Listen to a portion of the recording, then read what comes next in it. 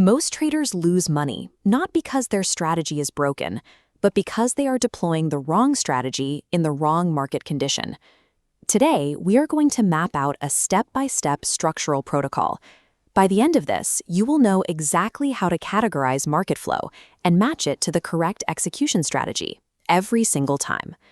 Having a universal diagnostic framework takes trading out of the realm of predicting price direction and turns it into a simple task of objectively executing conditional rules. Step 1 is classification. Before you place a trade, you have to drop the current price action into one of three buckets: trending, ranging, or choppy. Let's look at this diagram. A clean uptrend is simply a sequence of higher highs and higher lows. Every time the price pushes past a previous high, it creates a break of structure, or BOS. But markets don't always climb. When price stops breaking structure and instead bounces between established flat levels, you have a ranging market. To confirm this state, we need to see at least two distinct rejections from the top and two from the bottom. Once established, these boundaries trap the price, forcing it to ping-pong between support and resistance. Finally, we have the choppy market. This occurs when price moves with messy, unpredictable volatility, completely ignoring structural bounds. There are no clear upper limits and no reliable support floors to lean on.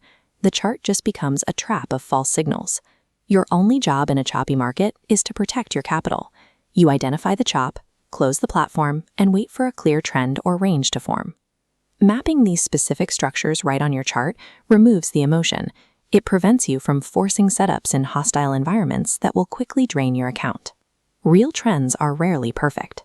Once you identify a trend, you have to actively filter out institutional false signals designed to look like reversals. Look at this chart. The primary reversal signal is a change of character, or CHACH, but it is only valid when a new candlestick completely breaks and closes its solid body decisively below the previous swing low. If the price dips below that structural line but fails to close there, it isn't a reversal. When the body quickly pulls back up and leaves a long wick pointing down, that was simply a false move to hunt stop losses and grab liquidity. Similarly, if the price briefly drops below the swing low just to mitigate a fair value gap and then immediately recovers, that is a reaction, not a structural breakdown. Actively filtering out these specific traps protects your capital. It separates actual structural shifts from temporary institutional stop hunting. When you have a confirmed, valid trend, there is one rule for entry: never chase a breakout.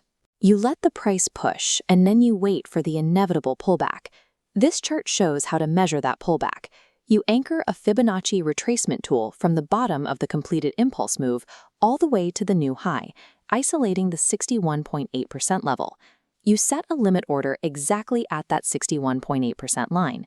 Your stop loss goes securely below the recent swing low, and your initial profit target is set right at the previous high. This creates a strictly defined zone of risk below your entry and a clear, larger zone of reward pushing back up to the peak. An alternative approach is the break and retest setup.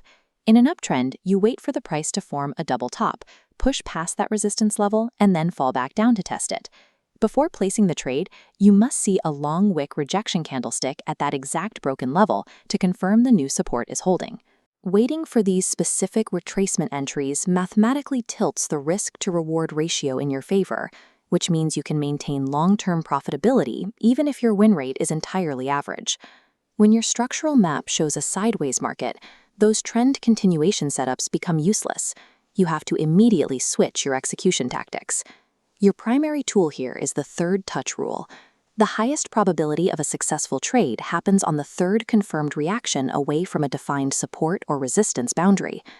The most common way traders lose money in a range is by impulsively buying what looks like a breakout, the exact moment price pokes its head above the resistance line. Here is the chart showing a potential breakout. To avoid a trap, you filter the entry using an inside bar, a smaller candlestick that forms completely within the high to low range of the previous candle. This inside bar represents a structural pause. You only execute a buy order if the price successfully breaks above the top of that small candle, and you place your stop loss safely below the larger mother candle. This gives you a highly specific trigger point for continuation and a hard invalidation line if the breakout fails. Forcing yourself to wait for that structural pause before executing eliminates the vast majority of false breakout losses in ranging markets. That is the complete protocol. You classify the market condition, map the structural breaks, filter out the traps, and match the specific entry setup to the environment. Now take these maps to your own screen. Open your charting software right now and physically draw out the exact pullback and inside bar setups on one trending and one ranging market. Build the muscle memory, because trading consistency has nothing to do with predicting the future. It is entirely about the flawless execution of an objective structural protocol.